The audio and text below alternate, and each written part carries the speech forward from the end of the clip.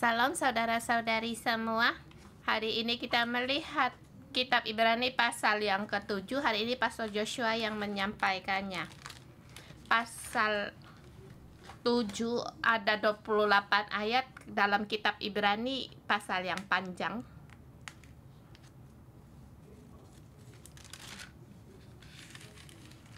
Dalam pemenggalan dari kitab Ibrani pasal 1 sampai 6 itu garis besar yang pertama. Hari ini kita masuk dalam yang kedua. Yang kedua, penderitaan Yesus, yaitu persembahan, korban persembahannya. Dan korban persembahan ini menjadikan kita bisa datang di hadapan Allah, dan kita selamanya dalam kekalan datang di hadapan Allah. Penderitaan Yesus membawa kita agar kita bisa selamanya dalam Allah Bapa, karena Dia sendiri menjadi korban persembahan lewat pengorbanannya.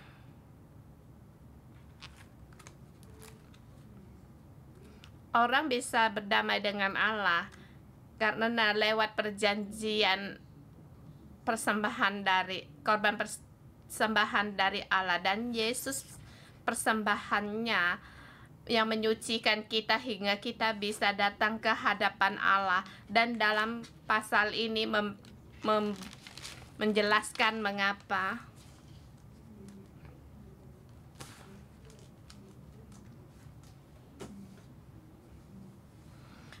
persembahan manusia, persembahan Harun, tidak bisa menyampaikan kita pada selamanya di hadapan Tuhan.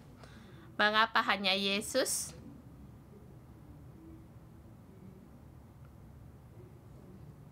Bagi para jemaat, mereka dibagi dua bagian, dua macam, yaitu satu orang Yahudi dan yang sebelahnya lagi bukan bangsa Yahudi. Bangsa Yahudi melihat perjanjian lama, dan perjanjian lama mempunyai peraturan dan punya istiadat. Dan di perjanjian lama ada orang Lewi yang mempersembahkan korban persembahan. Mengapa harus Yesus?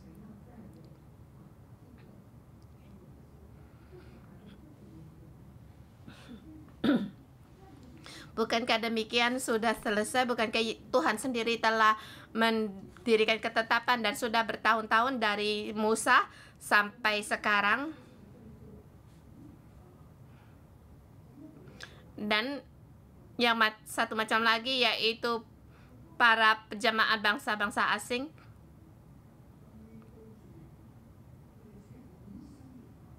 Bangsa-bangsa asing, mereka juga juga dipengaruhi oleh istiadatnya mereka sendiri.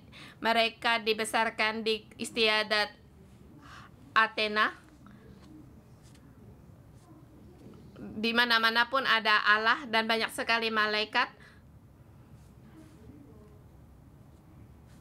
Dan dalam istiadat mereka menjadikan mereka bisa connect dengan malaikat.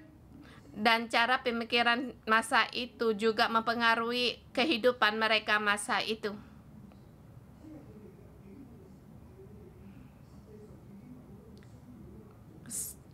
Mempengaruhi kehidupan mereka dengan dengan satu persekutuan bisnis atau komplotan tertentu yang karena pemikiran ini dijadikan karena pemikiran mereka dan juga karena terkaitan mereka dengan malaikat. Dan dalam satu persekutuan itu mereka mempengaruhi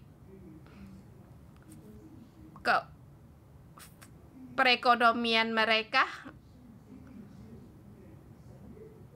dan kehidupan mereka, seperti mereka harus berpuasa dan bagaimana cara mereka berpuasa, dan di tempat tertentu mereka menyembah Allah mereka, dan di dalam perkumpulan mereka harus berkumpul, dan semua ini telah menyusup dalam kehidupan mereka. Dan ketika mereka percaya akan Yesus dan semua itu harus bagaimana mereka lakukan, bagaimana dengan para malaikat mereka masih tetap ikut serta dalam persekutuan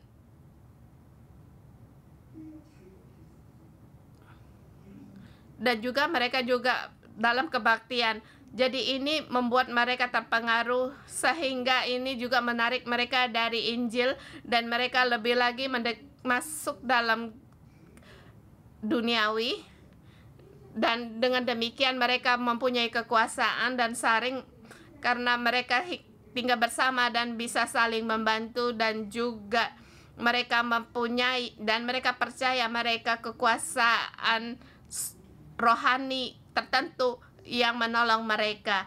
Ini yang dihadapi oleh jemaat bangsa-bangsa asing. Dan Paulus bagaimana menolong gereja umat Yahudi dan bangsa asing. Dia berkata, Yesus telah menderita bagi kita agar kita selama-lamanya datang pada hadapan Allah. Para imam Lewi, mereka tidak bisa selamanya membawa kita pada Allah Bapa, kepada Allah. Dan Allah bangsa asing bukan yang terbesar, dan mereka juga tidak bisa selamanya mencapai kesempurnaan di hadapan Allah.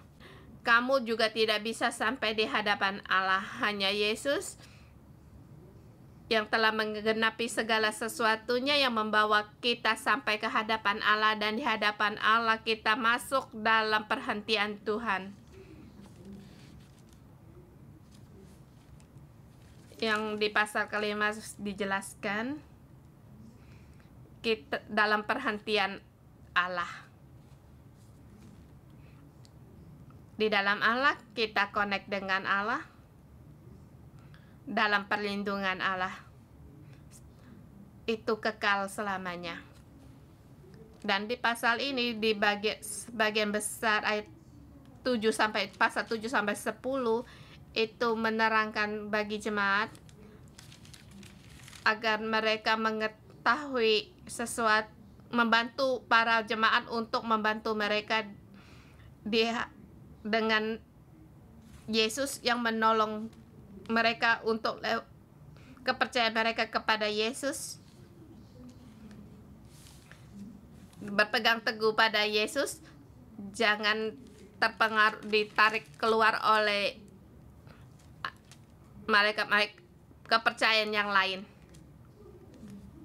Kelemahan di perjanjian lama itu sulit untuk didengar.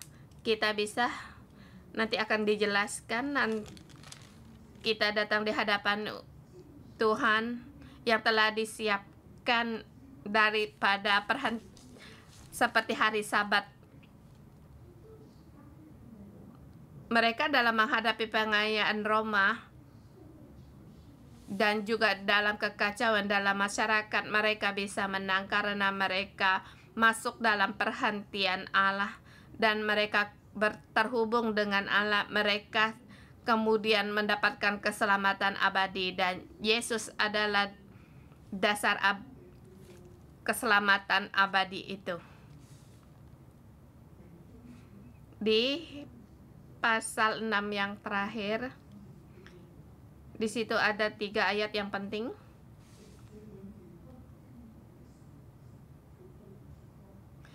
Supaya oleh 2 kenyataan yang tidak berubah-ubah tentang mana Allah tidak mungkin berdusta, kita yang mencari pelindungan beroleh dorongan yang kuat untuk menjangkau pengharapan yang terletak di depan kita. Pengharapan itu adalah sua yang kuat dan imam bagi jiwa kita yang telah berlabuh sampai di balik tabir. Di pasal 6 ayat 18-19 dikatakan 2 kenyataan yang tidak berubah-ubah. Pertama, perjanjian Allah dan sumpah dari Allah sendiri. Pasal 6 ayat 13 dikatakan, sebab ketika Allah memberikan janjinya kepada Abraham, ia bersumpah demi dirinya sendiri karena tidak ada orang yang lebih tinggi daripadanya.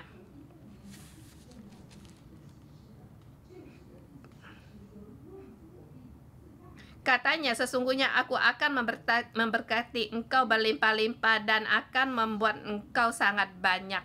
Di sini berjanji dan bersumpah. Sumpah dari Allah dan janjinya Allah. Allah berjanji pada Abraham dan berkat itu pasti akan digenapi, karena bukan hanya Allah berjanji, bahkan Allah bersumpah. Allah bersumpah demi dirinya sendiri. Tidak ada yang lebih tinggi daripadanya. Dan sumpah ini adalah sumpah yang terbesar dan juga ada jaminan. Dua kenyataan yang tidak berubah-ubah, yaitu janji Allah dan sumpahnya Allah sendiri.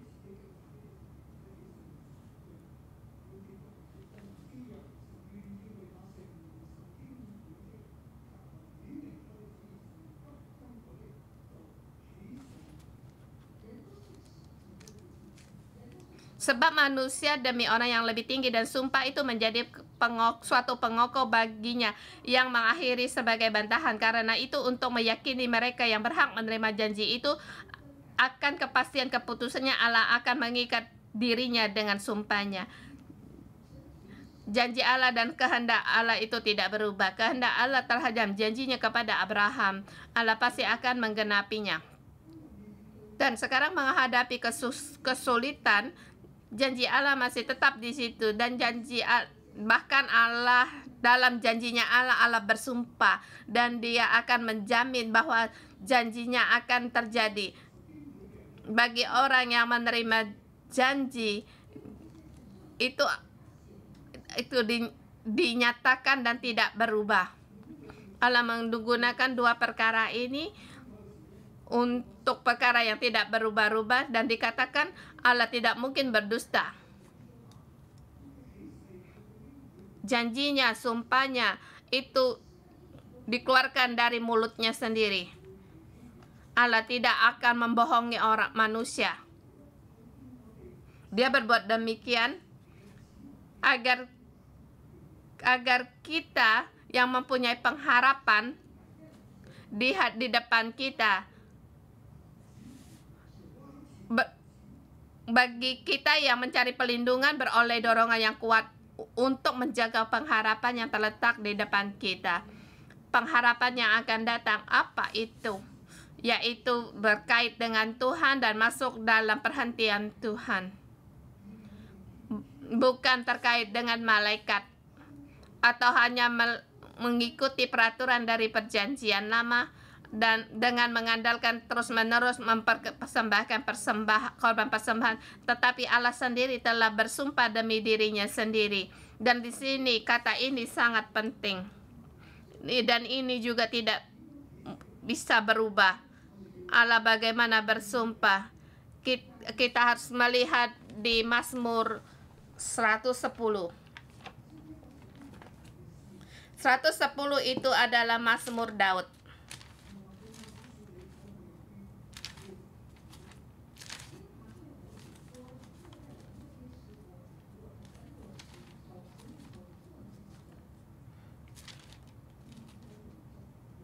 Itu Mazmur 110 terus sampai di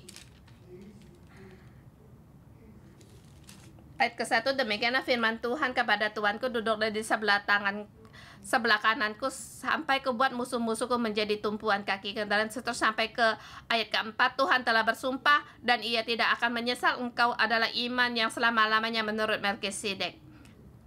Di sini dikatakan tentang Yesus juga.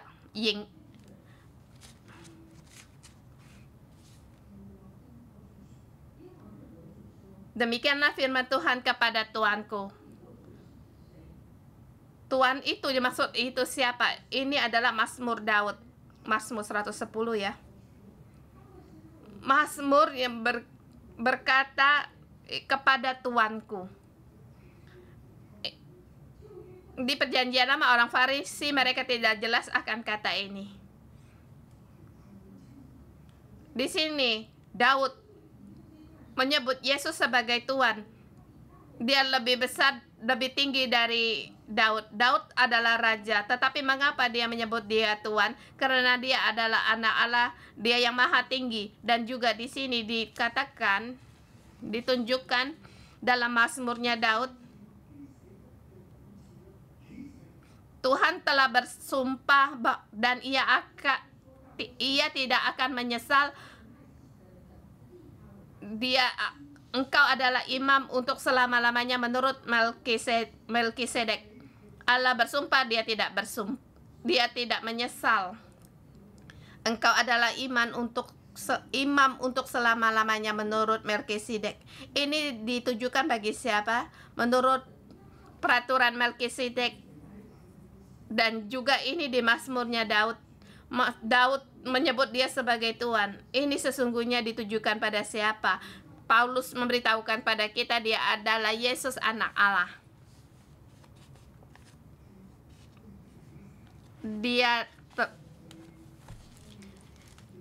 di pasal ke-7 juga menerangkan tentang ini. Allah telah bersumpah. Dan juga ini sangat penting. Dia kata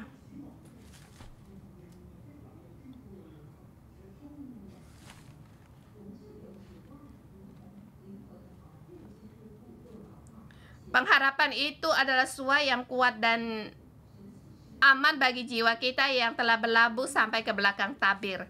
Allah yang terhadap kita yang mempunyai pengharapan, kita bisa masuk dalam tabir, di belakang tabir, berkaitan dengan Allah dan masuk dalam perhentian Allah. Dan di sini bagaimana bisa dilakukan sampai demikian?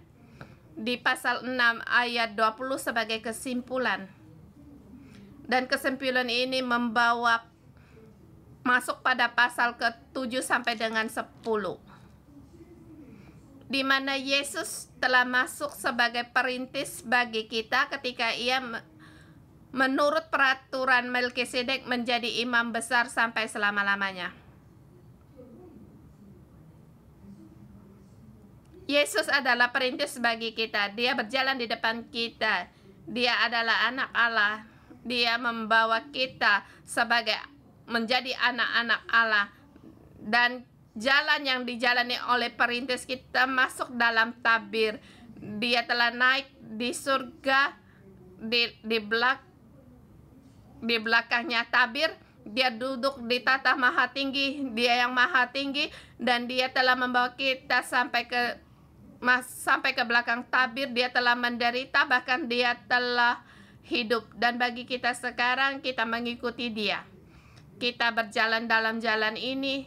Dia adalah perintis bagi kita. Dia membawa kita masuk dalam tabir dan selamanya dia menjadi imam besar. Dan juga dia menurut sumpah Allah yang menurut peraturan Melkisedek menjadi imam besar sampai selama-lamanya. Dia akan membawa kita masuk dalam tabir dan membawa kita masuk dalam tabir. Selama-lamanya masuk dalam tabir. Ini yang harus diterangkan di pasal ke-7 sampai dengan pasal 10. Pasal ke-7 menerangkan tentang sumpah itu dan salah satu peraturan dari perjanjian lama mengapa tidak bisa dipakai. Pasal 7 terbagi dua subbagian. Ayat 1 sampai dengan 10 sub yang pertama.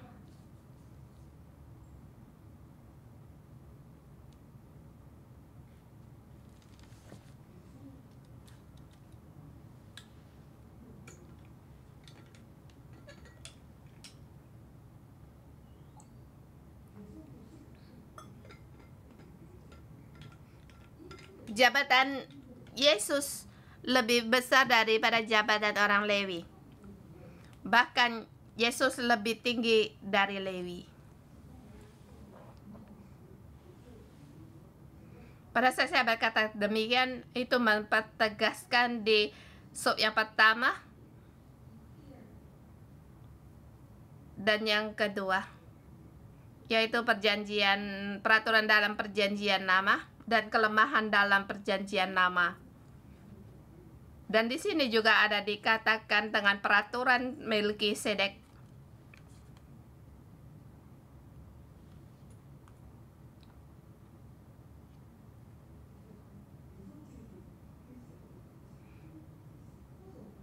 Kita mengambil kesimpulan, Yesus menurut peraturan Melkisedek menjadi imam besar sampai selama-lamanya. Menjadi imam besar. Di ayat pertama, sebab Melkisedek adalah Raja Salem dan imam Allah yang maha tinggi. Ia pergi menyongsong Abraham ketika Abraham kembali dari mengalahkan raja-raja dan memberkati dia.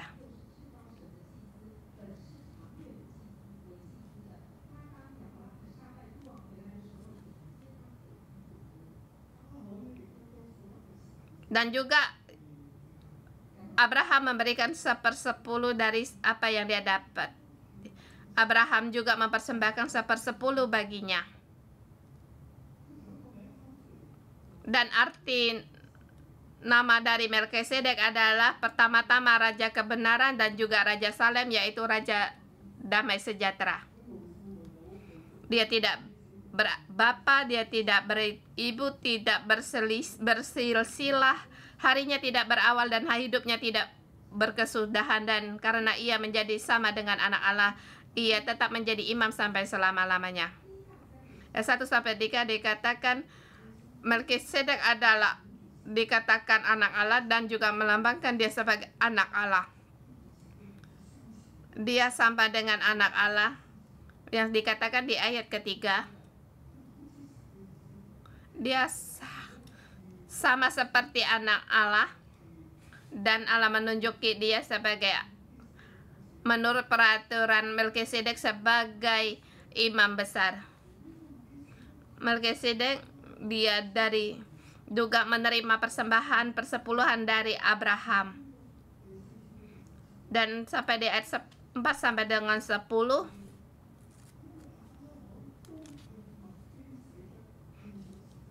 dikatakan Abraham juga memberikan persepuluhan bagi Melkisedek. Sedangkan Abraham juga dan juga dikatakan dari anak-anak Lewi yang menerima jabatan mendapat tugas menurut hukum Taurat juga memungut persepuluhan dari Israel. Abraham harus mempersembahkan persepuluhan bagi Melkisedek. Lewi. Dan apa katamu, siapa yang lebih tinggi jabatannya? Apakah Imam Lewi ataukah Lewi atau Melkisedek? Di sini yang lebih rendah memberikan persembahan bagi yang tinggi, dan bahkan Lewi di zaman di Abraham juga melakukan demikian. Mengapa kita harus berpegang pada Lewi dan menolak Yesus? Memegang peraturan dari perjanjian lama dan menolak Yesus. Yesus adalah datang dari sumpah Allah dan janji Allah, Lewi bukan. Yesus menurut peraturan Melkisedek, dia adalah anak Allah. Lewi juga di dalam menerima berkat dari Abraham, dan Lewi juga memberikan persepuluhan bagi dia. Jadi kita tahu anak Allah menurut peraturan Melkisedek dari sumpah Allah. Allah berjanji untuk membuat dia yang tertinggi, dan kita juga harus berpegang teguh pada imam besar ini dan berpegang pada dia. Jangan lepaskan, bukan berpegang pada Lewi dan bukan berpegang pada perjanjian lama. Ini adalah kelemahan, nanti akan dijelaskan.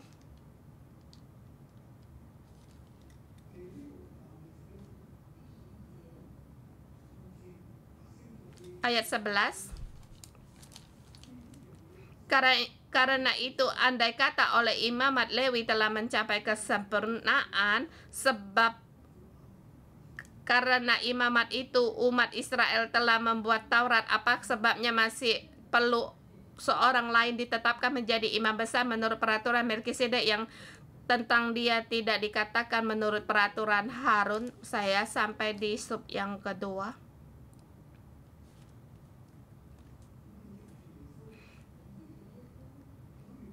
Kita lewat Yesus, jabatan iman yang telah disempurnakan, datang di hadapan Allah dan selamanya datang di hadapan Allah. Dan di sini menjelaskan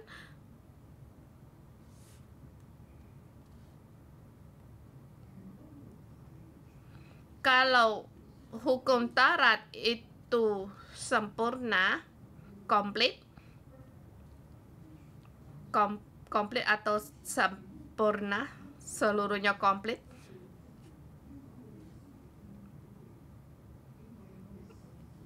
Di pasal 1, di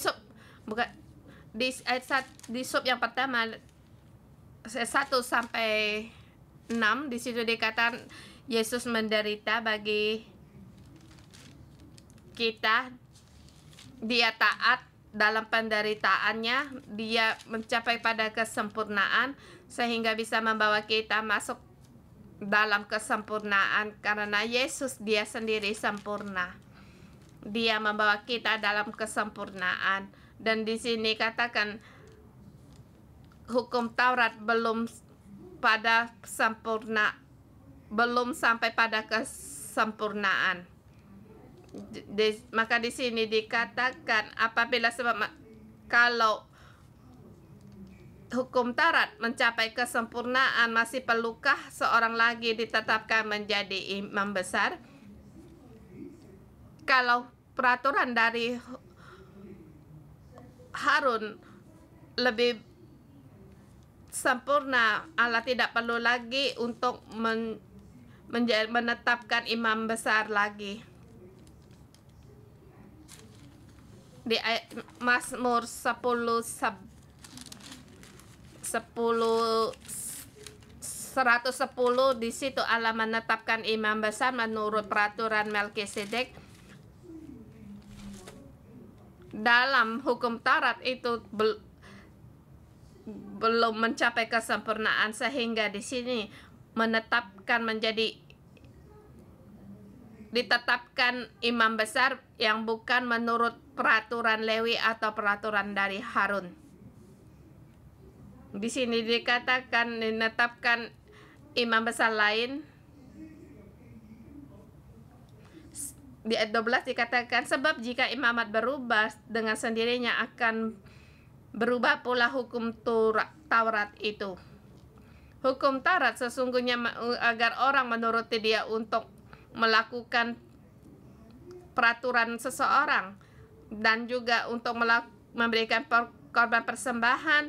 Kalau imamat ini berubah, maka hukum Taurat pun berubah. Jadi Israel, jangan terus kamu berpegang pada Hai Israel, janganlah kamu berpegang terus pada hukum Taurat, sebab di sini telah berubah. Di sini ada perubahan. Sebab itu yang dimaksud di sini termasuk suku lain. Dari suku tidak ada seorang pun yang pernah melayani di mezbah. Sebab telah diketahui semua orang bahwa Tuhan kita berasal dari suku Yehuda, dan mengenai suku itu Musa tidak pernah mengatakan suatu apapun tentang imam-imam. Di sini dikatakan tentang suku Yehuda ayat 15, dan hal itu jauh lebih nyata jika ditetapkan seorang imam lain menurut cara Melkisedek.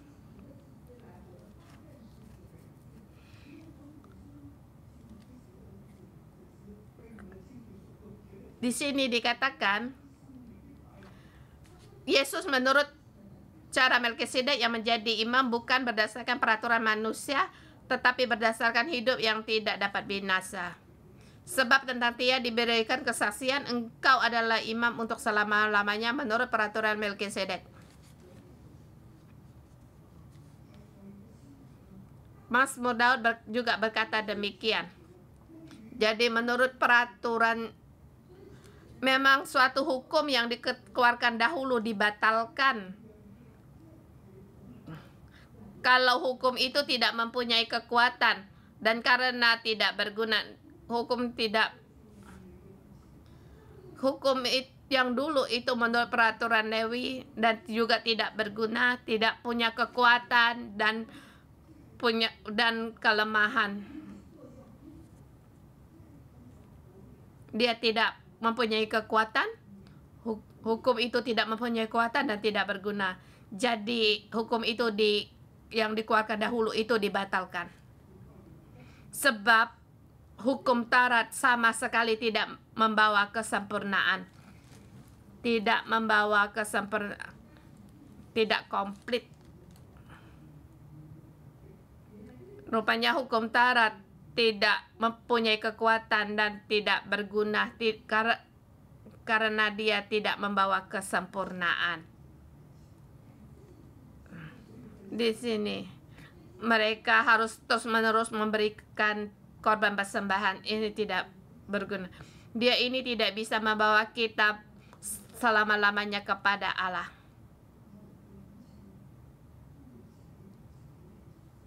Bahkan dari peraturan Harun dia juga harus memberikan korban persembahan bagi dirinya sendiri. Bahkan setiap tahun harus memberikan persembahan. Tidak mempunyai kekuatan. Dia tidak bisa seperti peraturan dari Melkisedek selamanya menjadi imam besar.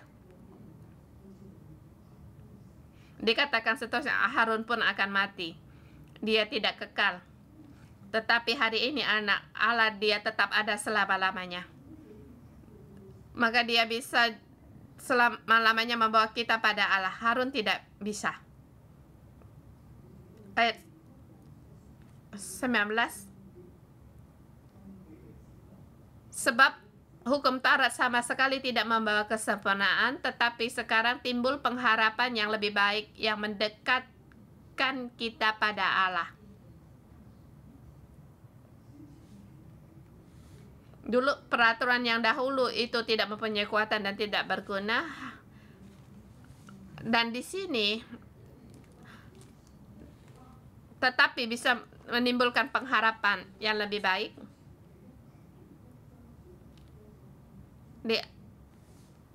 Yaitu di pasal 1 dan 6 yang dikatakan yaitu masuk dalam perhentian Allah. Dia dengan penuh keberanian menghampiri tata kasih karunia Allah, menerima rahmat dan menemui kasih karunia-Nya untuk mendapatkan pertolongan kita pada waktunya. Semua karena menerima rahmat dan kasih karunia. Kita di hadapan di tata kasih karunia Allah, kita di bumi ini menderita, tetapi kita mengikuti Yesus, berpegang teguh pada Yesus. Rupanya dia menurut peraturan dari Melkisedek, sumpah yang menurut peraturan Melkisedek, dia lamanya imam besar. Kita percaya kepadanya dan apa yang dia persembahkan kita bisa sampai selama-lamanya di tata kasih karunia Allah dan dalam hadirat Allah, dalam rahmat Allah. Bagi orang Yahudi, mengapa peraturan yang perjanjian lama tidak bisa melakukan ini? Maka di sini mengatakan mereka menetapkan Yesus, mengangkat Yesus seperti yang dikatakan oleh Daud di zamannya Daud. Dialah menjadi imam besar. Kemudian ayat 18 dan seterusnya ini menerangkan mengapa harus bersumpah. Tujuannya yaitu agar kita selamanya sempurna, agar kita mempunyai pengharapan. Kita mempunyai pengharapan ini, kita mendapatkan penghiburan. Kita dikuatkan. Dan pengharapan ini membawa kita pada kesempurnaan. Karena Allah janji Allah dengan sumpahnya. Demikian juga Yesus adalah jaminan dalam perjanjian yang lebih kuat. Yesus adalah janji sumpah dari perjanjian Allah.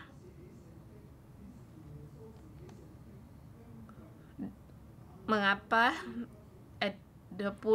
Dan sama seperti hal ini tidak terjadi tanpa sumpah, memang mereka telah menjadi imam tanpa sumpah, tetapi ia dengan sumpah diucapkan oleh firman kepadanya, Tuhan telah bersumpah dan ia tidak akan menyesal, engkau adalah imam untuk selama-lamanya. Ini adalah janji, ini adalah sumpah Tuhan. Demikian pula Yesus adalah menjadi jaminan dari suatu perjanjian yang lebih kuat. Ini bukan sumpah dari iman yang lama, imam-imam yang lama, tetapi di sini adalah janji dari Allah sendiri agar kita mendapatkan pengharapan yang lebih baik dan mendekatkan kita pada Allah. Dan juga Yesus adalah imam yang menjadi perantara, yang menjadi jaminan bagi kita bisa sampai di hadapan Allah dan selamanya kita bisa di hadapan Allah.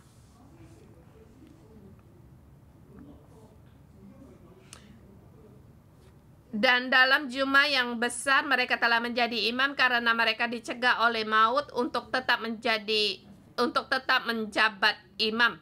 Tetapi karena ia telah selama-lamanya imamatnya tidak dapat beralih kepada orang lain. Yesus ditetapkan oleh sumpah Allah dan Allah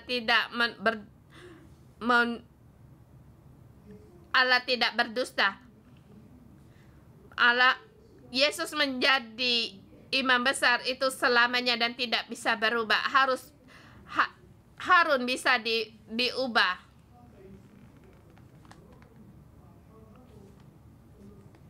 Ayat 25 ya. Karena ia sanggup juga menyelamatkan dengan sempurna semua orang yang oleh dia datang kepada Allah, sebab ia hidup senantiasa untuk menjadi pengantara mereka. Sebab imam besar yang demikianlah yang kita perlukan. Yesus adalah pengantara. Dia hidup selama-lamanya. Dia sekarang duduk di tempat duduknya di maha tinggi. Dia berkuasa, dia sempurna. Jadi kita berjalan di hadapannya, mengarah kepada dia. Dia membawa kita masuk dalam kesempurnaan. Dia menjadi pemimpin dari keselamatan kita. Tidak ada satu orang pun, Harun tidak sanggup. Dan juga banyak sekali malaikat-malaikat pun tidak bisa. Malaikat-malaikat adalah roh yang mereka adalah adalah pelayan-pelayan. Keselamatan bukan untuk dia. Yesus mati untuk kita.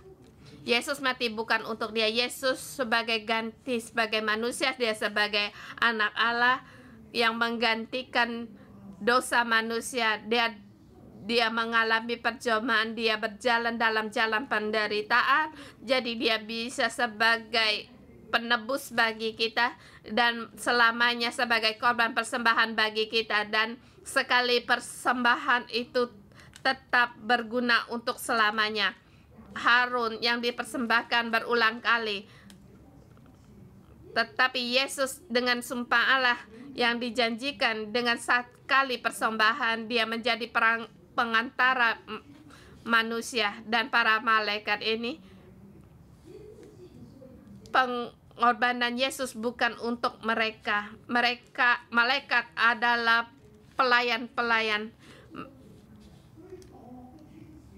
Jadi keselamatan bukan untuk mereka. Jadi yang malaikat-malaikat yang kamu sembah adalah iblis. Sepertiga dari para malaikat, mereka mengusahakan untuk manusia. Mengapa sekarang kamu menyembah dia? Dia melayani kamu. Kamu adalah anak-anak Allah. Kamu sebagai wakil dari Allah. Kamu lebih tinggi dari malaikat.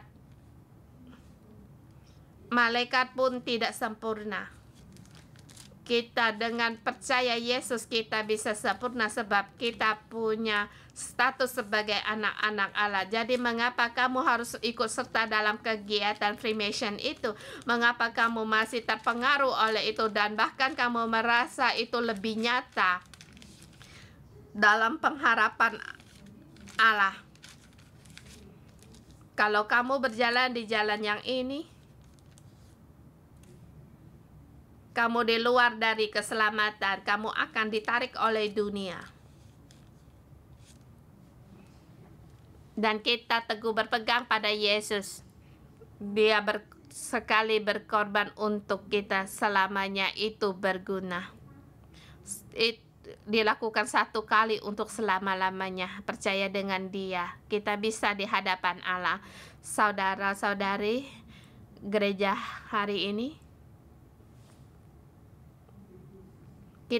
apa yang harus kita waspada, yaitu jangan ditarik oleh dunia, cara pikiran dunia, atau kita merasa apa yang dikejar-kejar oleh dunia ini akan menarik kita keluar dari. Kita harus teguh berpegang dan percaya. Walau keadaan sekarang bagaimanapun seperti yang ditulis oleh Paulus, keadaan juga dalam sulit, tapi dengan kebenaran ini memberitahukan kepada kita, Yesus telah naik ke langit, Dia berkuasa, Dia telah menyelesaikan keselamatan bagi kita. Kita tidak perlu ke tempat lain untuk mencari. Bagi orang Israel tidak perlu kembali di perjanjian lama, sebab perjanjian lama itu tidak mempunyai kekuatan dan tidak berguna. Dan bagi orang masa itu janganlah berkaitan dengan berhubungan dengan malaikat atau karena takut menderita menghindar. Itu tidak. Kalau demikian kita akan kehilangan keselamatan. Hari ini kita berpegang teguhlah pada Tuhan, dan hari ini gereja Tuhan berfirman kepada gereja 611, masuklah dalam perhentian Allah, dalam perlindungan Allah, walaupun dalam kesulitan, situasi yang sulit. Yesus sebagai jaminan bagi kita. Dia telah menyelesaikan segala sesuatunya untuk kita. Kita bisa masuk dalam hadiratnya, masuk di dalamnya. Ada pertolongan dari Dia. Kalau di antara kita ada yang sakit atau dalam kesulitan dalam pekerjaan atau kesulitan dalam hubungan keluarga, dua generasi dalam kesulitan atau generasi berikutnya mereka tidak mendengar, dia memberontak kepada kita, apa yang harus kita lakukan? Peganglah Yesus. Peganglah Yesus. Berdoalah. Percayalah. Dan kamu sendiri masuk dalam perhentian Allah. Masuk dalam perhentian Allah. Bagaimana Allah menuntun kita, lakukanlah. Allah akan menjaga segala sesuatunya. Allah akan memberimu damai sejahtera. Peraturan dari Melkisedek, Raja Salem, itu Raja damai sejahtera. Allah akan menjadikanmu damai sejahtera. Allah akan melindungimu. Amin. Tuhan memberkati kita semua.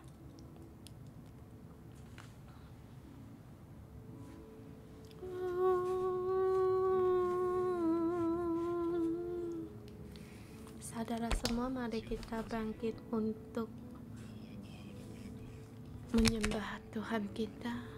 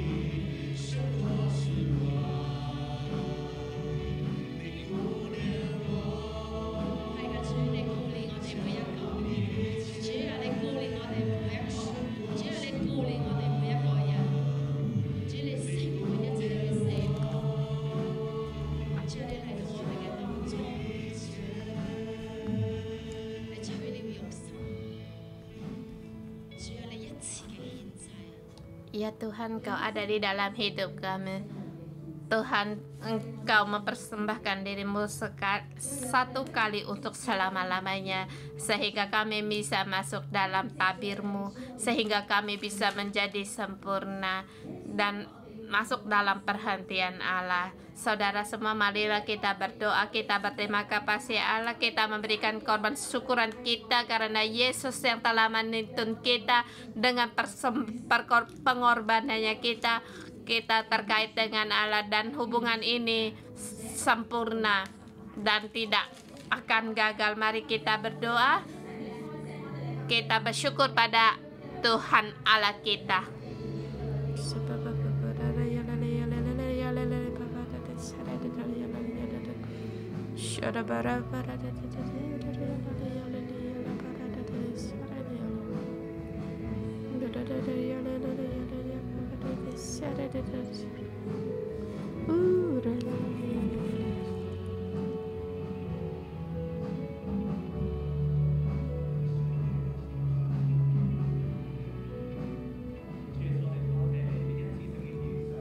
Tuhan Yesus, kami berterima kasih dengan persembahan-Mu, pengorbanan-Mu kami bisa terkait dengan Allah, dan Engkau yang maha tinggi melebihi dari segala iman.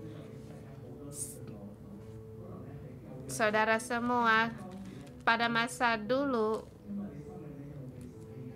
mereka ditarik atau dalam satu perserikatan perdagangan, mereka bekerja sama para orang Kristen. Dan hari ini bagi kita, adakah hati kita ditarik di luar, tertarik oleh dunia ini?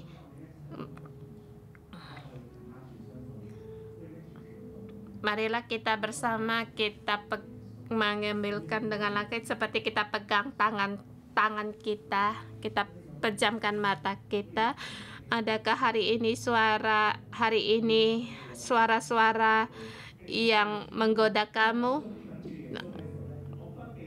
Kamu deklarasikan, kalau saya hari ini berpegang pada Yesus, saya tidak akan terpengaruh oleh dunia ini. Mari kita berdoa untuk hidup kita. Kita berpegang pada Yesus. Mari kita haleluya, haleluya, haleluya. Marilah kita berdoa untuk kehidupan kita.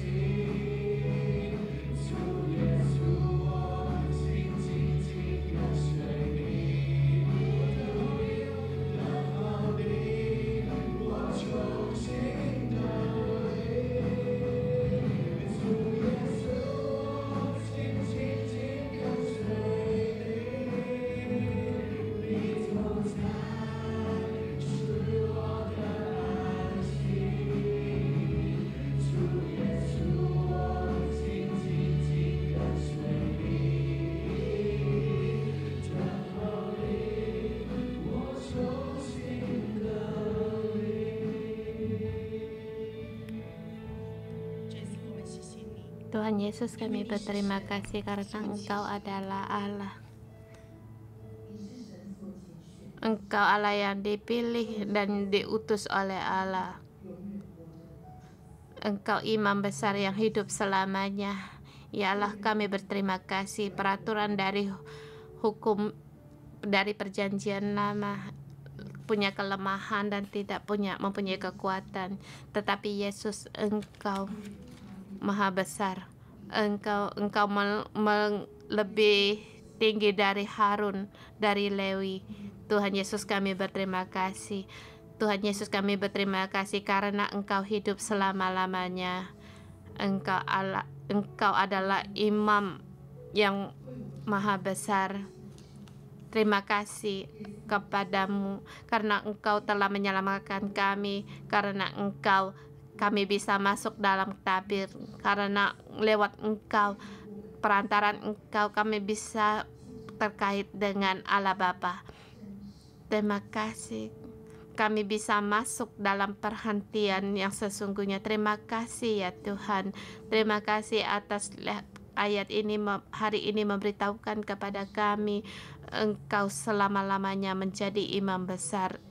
Engkau menjadi perantara bagi kami, dan Engkau memberitahukan kami lewat Engkau orang-orang yang datang di hadapan-Mu. Engkau akan menyelamatkan mereka sampai pada akhirnya. Tuhan, terima kasih. Ini janji-Mu kepada kami. Kami berpegang pada janji ini. Bukan hanya kami menolak suara dunia, suara dari dunia, dari musuh, dan suara dari iblis. Tuhan, kami percaya kepada Engkau. Engkau sampai sekarang pun tetap menyelamatkan kami sampai selama-lamanya. Marilah kita bersama berdoa. Kita berdoa lewat Pastor Anton Cruz yang menyarankan kita untuk berdoa puasa lagi 40 hari. Nanti kita tanggal 18 sampai tanggal 27 April nanti kita akan berdoa puasa. Kita bersyukur pada Tuhan. Kita berdoa untuk para pemimpin kita dan juga untuk bangsa-bangsa. Pastor Anton memberikan kita bahwa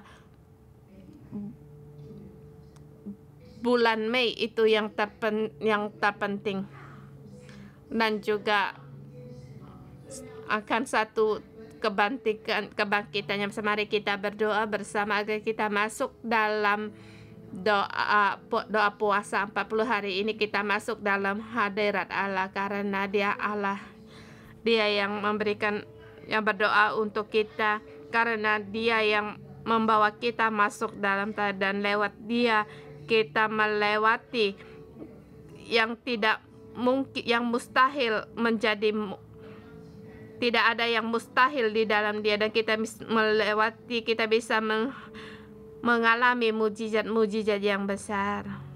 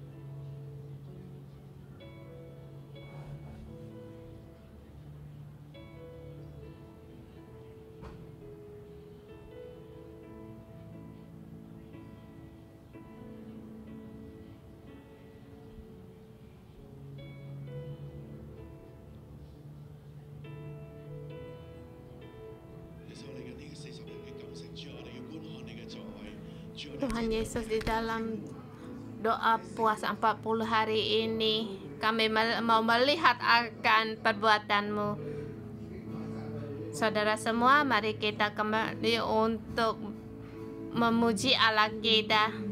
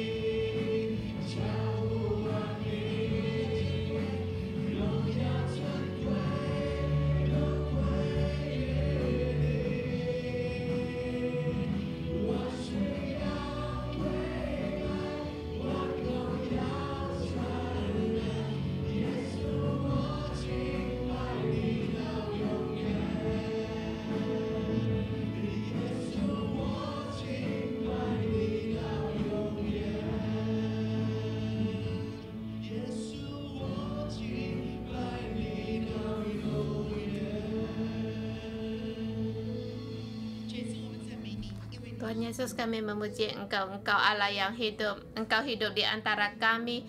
Saudara semua, pada saat kita masuk dalam ayat ini, pada saat kita aku melihat satu global yang terus berputar. Saya melihat Tuhan memberitahukan 611, anakku, pengurapanku ada padamu. Aku memilih kamu. Janganlah hidup dalam ketakutan, rendah diri, dan ragu-ragu atau tidak percaya. Banyak sekali suara akan berkata bahwa kamu sangat rendah, tidak ada orang yang bisa mengenalmu, dan tidak ada orang yang memperhatikanmu. Tetapi ini bukan, ini adalah suara dari musuh. Kamu harus percaya Allah telah memilihmu. Allah telah memilih di antara bangsa-bangsa, dan bagaimana janji Allah kepada Abraham juga ini adalah janji bagi kita setiap orang. Dan hari ini Allah berkata pada kita, anakku, aku memilih kamu. Aku berkata demikian pada saat global yang terus berputar ini yang tidak pernah berhenti. Allah berkata kepada kita, bagiku tanamkanlah pohon kehidupan sampai di bangsa-bangsa. Tanamlah pohon kehidupan sampai kepada bangsa-bangsa.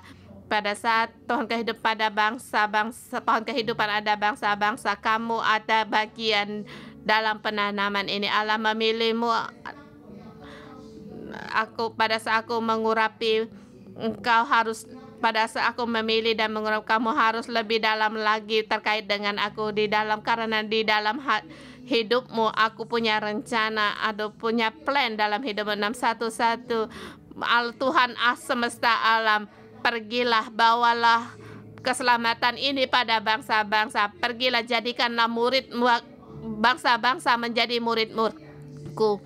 611, kamu diurapi Allah di akhir zaman. Allah memberi segala perlengkapan senjata Allah akan diberikan pada 611.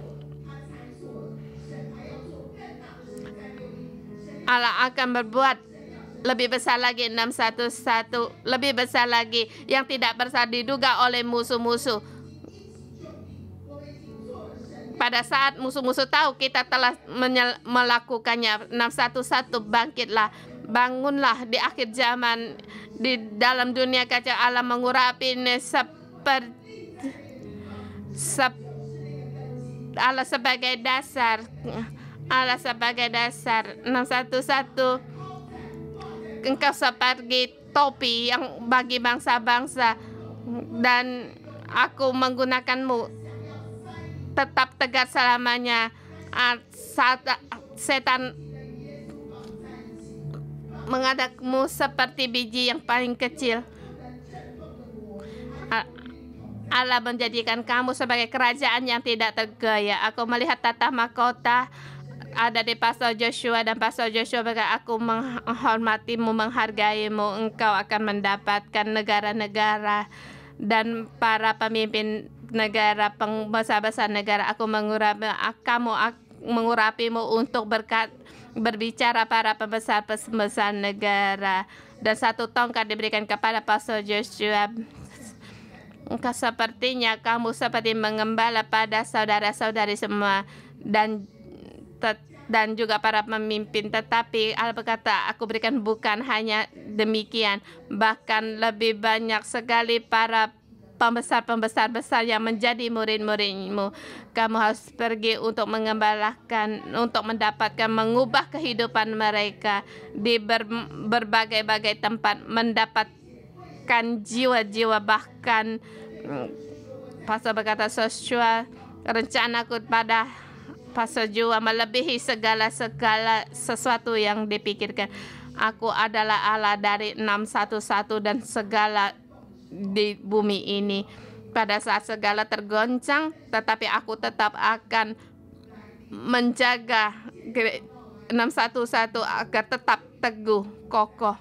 Aku akan menyertaimu dan juga memateraikan kepada kalian setiap orang, dan kamu dikuduskan menjadi milik Allah. Kuduskanlah dirimu, kuduslah sebab aku adalah kudus. Aku yang akan menuntunmu masuk dalam kesempurnaan. Mujizatku, perbuatan besarku yang tidak pernah kamu pikirkan, semua akan digenapi di antaramu. Terjadi di Hong Kong, di Cina, dan juga banyak negara di Asia. Dan aku mendengar kepada Cina, kamu adalah negara yang aku sayangi.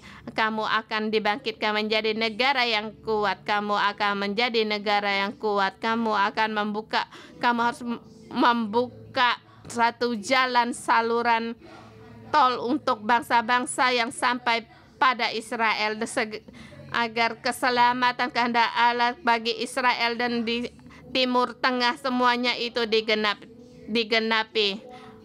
Cina, negara Allah memilihmu dan mengangkatmu, dan kamu dibangkitkan menjadi menjadi berkat bagi bangsa-bangsa. Marilah kita kembali untuk kita berdoa kembali agar seperti tadi yang dikatakan. Kita bersama berdoa dalam roh, kita berdoa, kita terima damai sejahtera surgawi. Semua ini diberikan Allah kepada kita setiap orang dalam satu-satu, kepada semua anak-anak kehidupan. Semua anak-anak kehidupan semuanya harus bertumbuh dewasa. Bangsa-bangsa harus menghasilkan bagi kita, karena bangsa-bangsa adalah perisai Allah yang untuk melindungi anak-anaknya. Langit dan bumi akan tergoncang, tetapi kerajaan Allah tidak akan goyah. Anak-anak Allah penuh dengan damai sejahtera. Aku dalam nama Tuhan Yesus melepaskan damai sejahtera ini. Yesus telah naik ke langit dan menjadi imam besar bagi kita selama-lamanya, membawa kita pada kesempurnaan. Tuhan, damai sejahtera-Mu sekarang curahkanlah dari langit. Curahkanlah bagi kami setiap orang, bagi kami saudara-saudari kami di online atau dimanapun mereka berada, bagi dunia. Curahkan juga bagi dimanapun anak-anakmu berada. Pada saat bumi bergonjang, Engkau menyuruh kami di dalam tata kasih karuniamu, dalam penyertaanmu, dalam perhentianmu, mendapatkan rahmat, mendapatkan kasih karunia, dan menjadi pertolongan kami pada waktunya untuk selamanya. Engkau adalah dasar dari keselamatan kami. Hari ini janji Allah kepada kita, apa yang dijanjikan Allah itu digenapi. Allah bersumpah untuk menggenapinya. Sekarang terjadi di antara kita.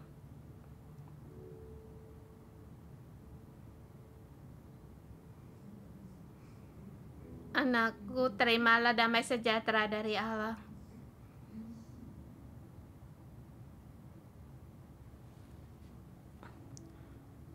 Perhentian, istirahat, itu yang paling besar di atas segala langit. Dia Allah yang maha tinggi. Dia telah bersumpah dengan janjinya kepadamu. Allah tidak berdusta atas janjinya. Kuasa Allah akan menggenapi semuanya ini. Anakku, engkau ada damai sejahtera, terimalah dan bahkan bangkitlah untuk dipakai Tuhan. Memberkatimu dimanapun kamu berada, di rumah, di keluargamu, di tempat kerjamu, di negaramu, sebagai pelayan-pelayan Allah yang duduk bersama dengan para bangsawan, bersama dengan bangsawan-bangsawan negaramu, agar kamu berkembang biak sebagai ibu yang penuh sukacita dari anak sukacita. Tuhan memberkatimu dalam nama Tuhan Yesus Kristus kami berdoa, amin. Terima kasih Tuhan. Kita renungan pagi sampai di sini. Tuhan memberkati.